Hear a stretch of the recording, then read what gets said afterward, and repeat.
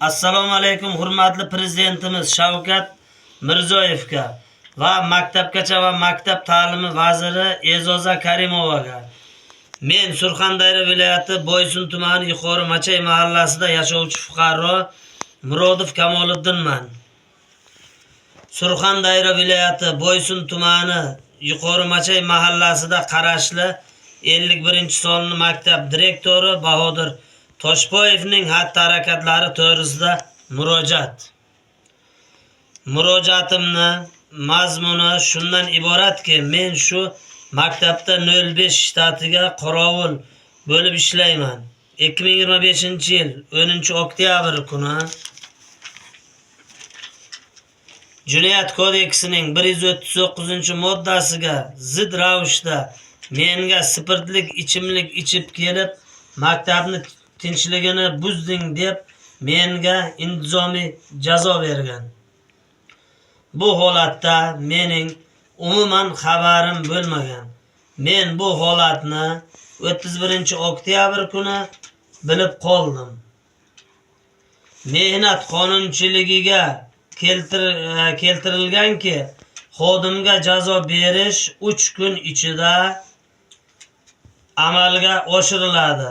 Hurmatli ota, hurmatli vazir, Boysun tuman hokimi 46-maktabni nazorat qilishga kelganda tasodifan direktor Bahodir Toshboyevni darsiga kirib, boshlang'ich sinf, ya'ni 3-sinf matematika darsidan misol berganda echib berolmagan.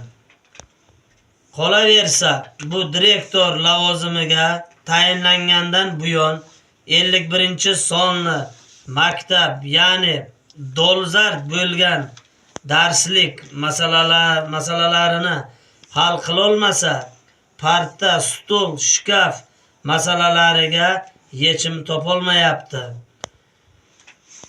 Mahalliy aholining murojaatidan keyin Wi-Fi tizimi o'rnatildi.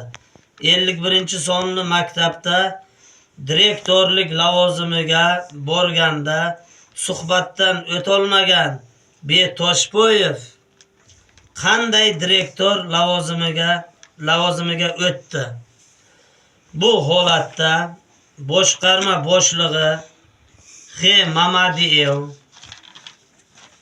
va uning o'rinbosari Toshpolotovlar o'z manfaati yo'lida savodsiz suhbatdan o'tolmagan Bahodir Toshboyevga direktorlik lavozimini bergan. Bu kimsalar xalqni, farzandlarini savodsiz bo'lishini o'ylamasdan o'z manfaatlarini ko'zlagan. Bu firibgarlar va savodsiz Toshboyevga nisbatan qonunga belgilangan jazo berib egallab turgan lavozimidan ozod qilishingizni so'rayman.